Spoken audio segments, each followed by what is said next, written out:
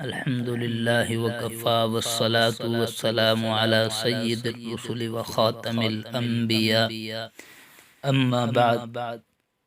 فأعوذ بالله السميع العليم من الشيطان الرجيم بسم الله الرحمن الرحيم إن الدين عند الله الإسلام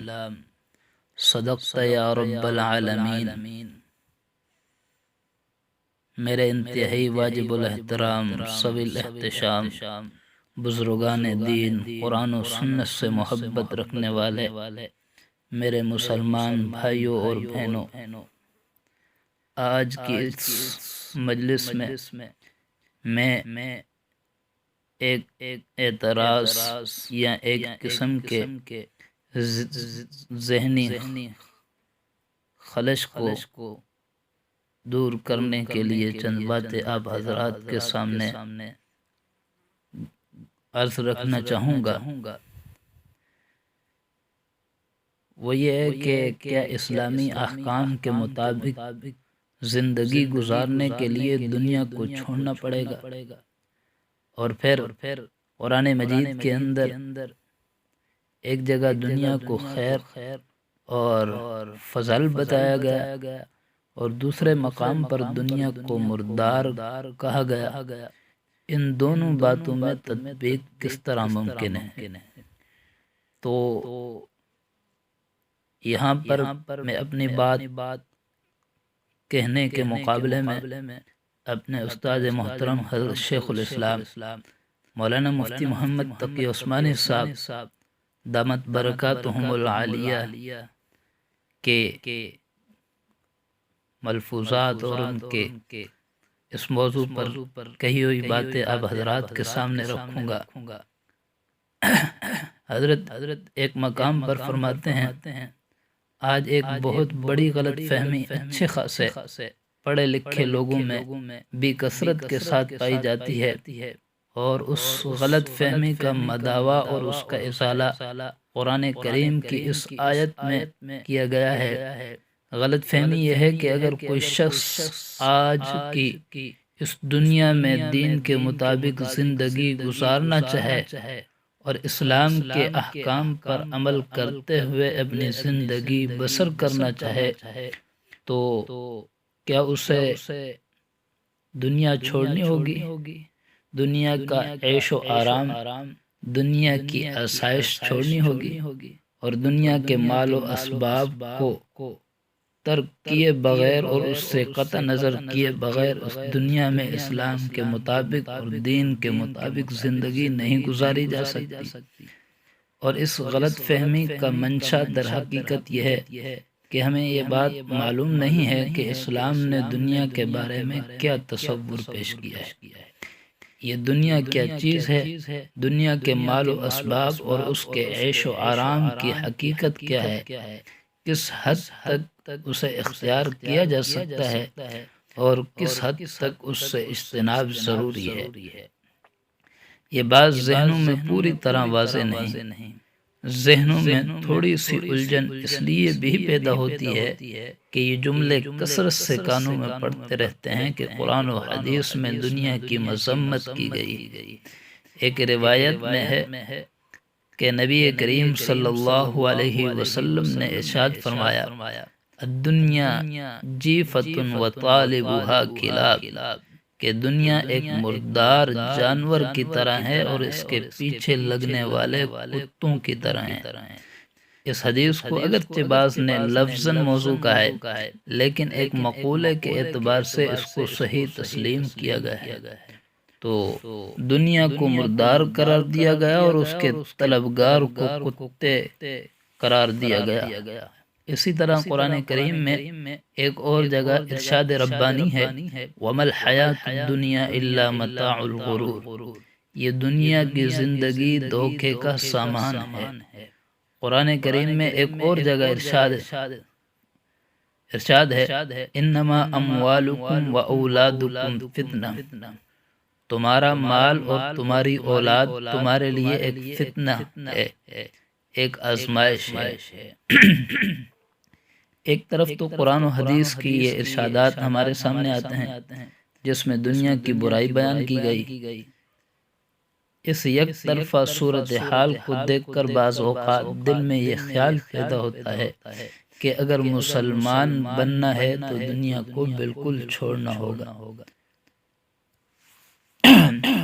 لیکن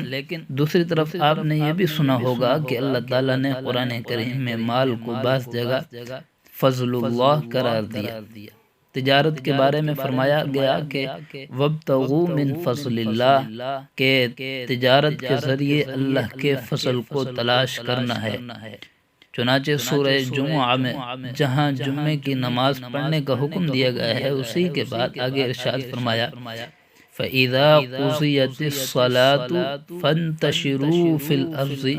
وَابْتَغُوا مِنْ فَضْلِ اللَّهِ من فضل اللہ، کہ جب جمعے کی نماز ختم ہو جائے تو زمین میں پھیل جاؤ اور اللہ کے فضل کو تلاش کرو۔ تو مال اور تجارت کو اللہ کا فضل قرار دیا ہے۔ اسی طرح بعض جگہ قرآن کریم نے مال کو خیر یعنی بھلائی قرار دیا ہے، اور یہ دعا تو ہم اور آپ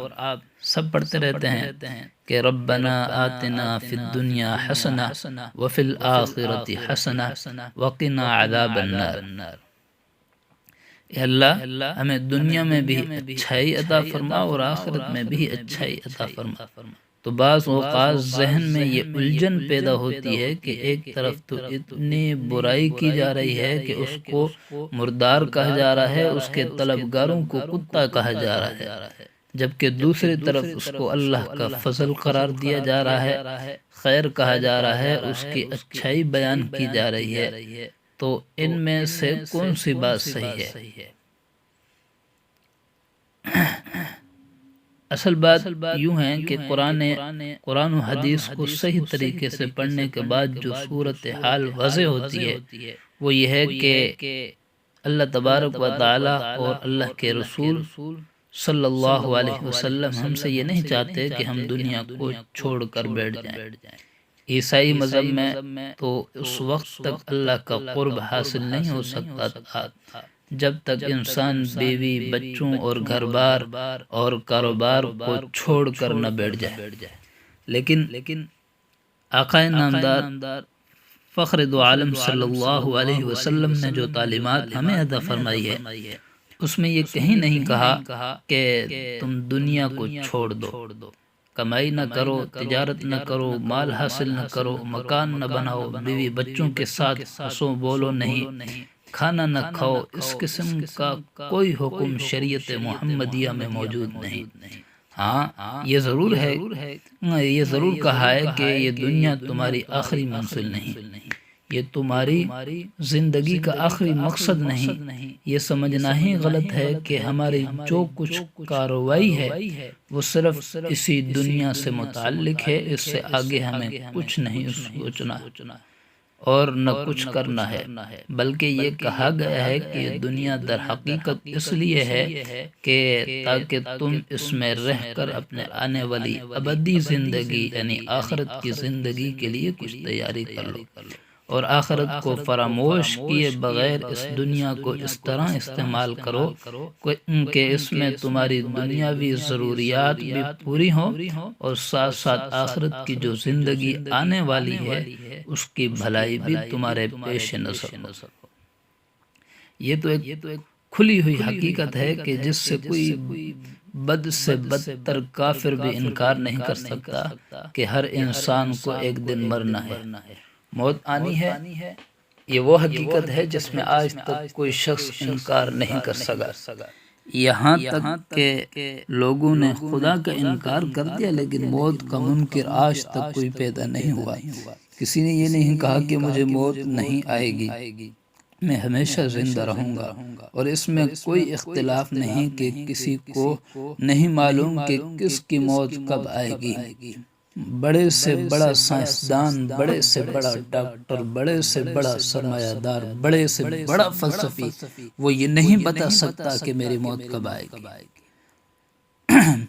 اور تیسری بات یہ ہے کہ مرنے کے بعد کیا ہونا ہے، آج تک کوئی سائنس فلسفہ کوئی ایسا علم ایجاد نہیں ہوا جو انسان کو براہ راست یہ بتا سکے کہ مرنے کے بعد کیا حالات پیش آتے ہیں۔ آج مغرب کی دنیا یہ تو تسلیم کر رہی ہے کہ کچھ ایسے اندازے معلوم ہوتے ہیں کہ مرنے کے بعد بھی کوئی زندگی ہے۔ اس نتیجے تک وہ پہنچ رہے ہیں، لیکن اس کے حالات کیا ہیں، اس میں انسان کا کیا حشر بنے گا، اس کی تفصیلات دنیا کو کوئی سائنس نہیں بتا سکتی۔ جب یہ بات طے ہے کہ مرنا ہے، ہو سکتا ہے کہ کل ہی مر جائیں، آج ہی مر جائیں، اور یہ بھی طے ہے کہ مرنے کے بعد آنے والی زندگی کے حالات کا براہ راست مجھے علم نہیں۔ ہاں، ایک کلمہ لا الہ الا اللہ محمد الرسول اللہ پر ایمان لایا ہوں، اور محمد الرسول اللہ کے معنی یہ ہیں کہ محمد صلی اللہ علیہ وسلم وحی کے ذریعے جو بھی خبر لے کر آئے ہیں وہ سچی بات ہے، اس میں جھوٹ کا کوئی امکان نہیں ہے، اور محمد صلی اللہ علیہ وسلم نے فرمایا کہ تمہاری اصل زندگی وہ ہے جو مرنے کے بعد شروع ہونے والی ہے، اور یہ موجودہ زندگی ایک حد پر جا کر ختم ہو جائے گی، اور وہ زندگی کبھی ختم ہونے والی نہیں بلکہ ابدی ہے، لامتناہی ہے، ہمیشہ ہمیشہ کے لیے۔ تو اسلام کا پیغام یہ ہے کہ دنیا میں ضرور رہو اور دنیا کی چیزوں سے ضرور فائدہ اٹھاؤ، دنیا سے لطف اندوز بھی ہو، لیکن ساتھ ساتھ اس دنیا کو آخری مشن اور آخری منزل میں سمجھو۔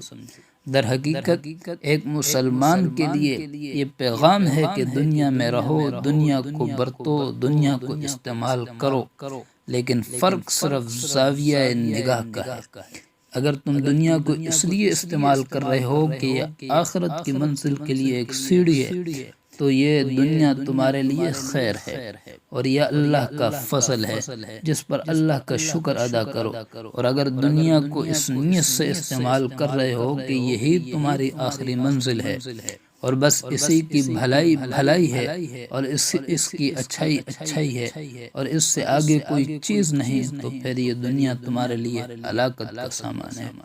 یہ دونوں باتیں اپنی جگہ صحیح ہے کہ یہ دنیا مردار ہے، جبکہ اس کی محبت اور اس کا خیال دل و دماغ پر اس طرح چھا جائے کہ صبح سے لے کر شام تک دنیا کے سوا کوئی خیال نہ آئے۔ لیکن اگر اس دنیا کو اللہ تعالیٰ کے لیے استعمال کر رہے ہو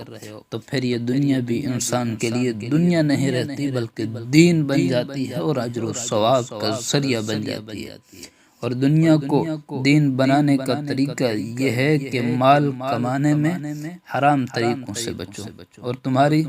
اس حاصل شدہ دولت پر جو فرائض عائد کیے گئے ہیں، خواہ وہ زکوٰۃ کی شکل میں ہو یا خیرات و صدقات کی شکل میں ہو، ان کو بجا لاؤ۔ اور جس طرح اللہ تعالیٰ نے تمہارے ساتھ احسان کیا ہے، تم دوسروں کے ساتھ احسان کرو۔ اگر انسان یہ اختیار کر لے اور جو نعمت انسان کو ملے اس پر اللہ تعالیٰ کا شکر ادا کرے، تو دنیا کی ساری نعمتیں اور دولتیں دین بن جائیں گی، اور وہ سب اجر بن جائیں گی۔ پھر کھانا کھائے گا تو بھی اجر ملے گا، پانی پیے گا تو بھی اجر ملے گا، تجارت کرے گا تو بھی اجر ملے گا، اور دنیا کی اور راحتیں اختیار کرے گا تو اس پر بھی اجر ملے گا، کیونکہ اس نے اس دنیا کو اپنا مقصد نہیں بنایا بلکہ مقصد کے لیے ایک راستہ اور ایک ذریعہ قرار دیا، اور اس کے ذریعے وہ اپنی آخرت تلاش کر رہا ہے، حرام کاموں سے بچتا ہے اور اپنے فرائض و واجبات کو ادا کرتا ہے، تو ساری دنیا دین بن جاتی ہے اور وہ دنیا اللہ تعالیٰ کا فضل بن جاتی ہے۔ اللہ تعالیٰ ہم سب کو اس بات کی صحیح فہم بھی عطا فرمائے اور اس کے مطابق عمل کرنے کی توفیق بھی عطا فرمائے۔ وآخر دعوانا